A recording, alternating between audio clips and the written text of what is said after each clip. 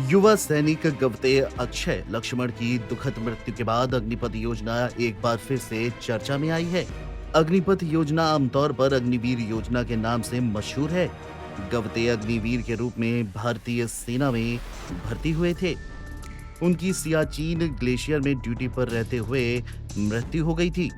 इस घटना के बाद अग्निवीरों के परिवारों को मिलने वाली पेंशन लाभों को लेकर अब फिर से सवाल उठ रहे हैं। अग्निवीरों के परिवारों को दिए जाने वाले लाभों के बारे में उठे विवाद और चिंताओं के जवाब में भारतीय सेना ने एक बयान जारी कर लक्ष्मण के परिवार और ड्यूटी के दौरान मारे जाने वाले अन्य अग्निवीरों के परिजनों को मिलने वाले भत्तों पर स्पष्टीकरण दिया है।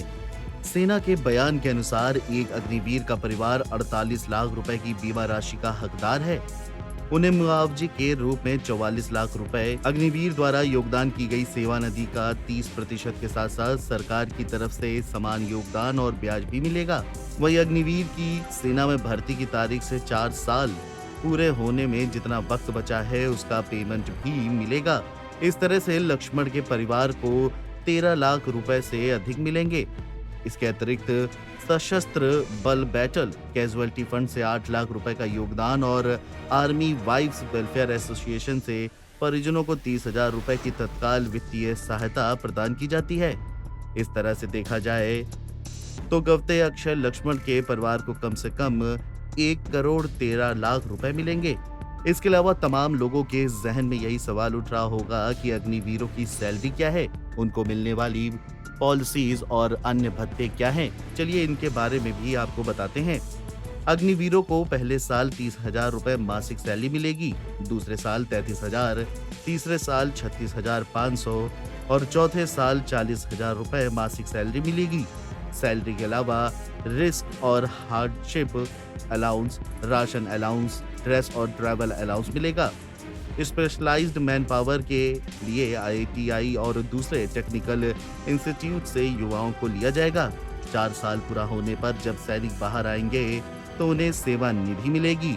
इसमें हर महीने सैलरी से 30% अमाउंट कटे और इतनी ही राशि सरकार भी देगी। 4 साल में ये रकम 11,70,000 रुपए हो जाएगी। इसमें कोई भी इनकम टैक्स नहीं लगेगा। अग्निवीर का 48 लाख रुपए का लाइफ इंश्योरेंस कवर भी होगा। इसके लिए उन्हें अपनी सैलरी से कोई भी योगदान देना नहीं होगा। लाइफ इंश्योरेंस कवर के अलावा सर्विस के दौरान मौत हो जाने पर 44 लाख रुपए का एक्स ग्रेशिया भी मिलेगा। साथ ही जितनी सर्विस बची होगी उसकी सैलरी और उस बचे वक्त की सेवा निधि का हिस्सा भी मिलेगा। वहीं विकलांग हो जाने पर सर्विस से बाहर हुए तो विकलांगता के आधार पर वन टाइम की आर्थिक मदद का भी प्रावधान होगा। बता दें कि 4 साल की सर्विस पूरी होने के बाद अग्निवीर जब बाहर होंगे तो ये किसी भी तरह की पेंशन या फिर ग्रेजुएटी के हकदार नहीं हो सकते हैं। सर्विस के दौरान इन्हें स्किल ट्रेनिंग दी जाएगी। 4 साल के बाद सभी अग्निवीर बाहर हो जाएंगे। फिर इनमें से ज्यादा 25% लोगों को ही सेना में परमानेंट ज्वाइन किया जाएगा। ये कितने प्रतिशत होगा ये सेना की जरूरत पर निर्भर करेगा। ऐसे में एक बार फिर से ये सवाल उठ रहे हैं कि युवा आखिर अग्निवीर क्यों बने। इसको लेकर के एयर फोर्स चीफ ने भी कहा था कि आज भी 12वीं के बाद युवा या तो स्किल ट्रेनिंग लेते हैं या हायर एजुकेशन लेते हैं या फिर जॉब ढूंढते हैं।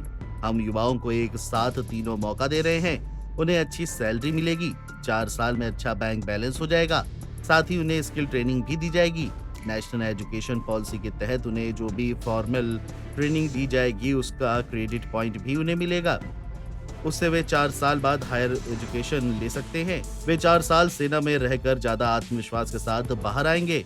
लेकिन जिस तरह से युवा सैनिक गवते अक्षय लक्ष्मण की दुखद मृत्यु हुई है उसके बाद एक बार फिर से अग्निवीर योजना को लेकर के सवाल उठने लग गए हैं। Video desk NBT online.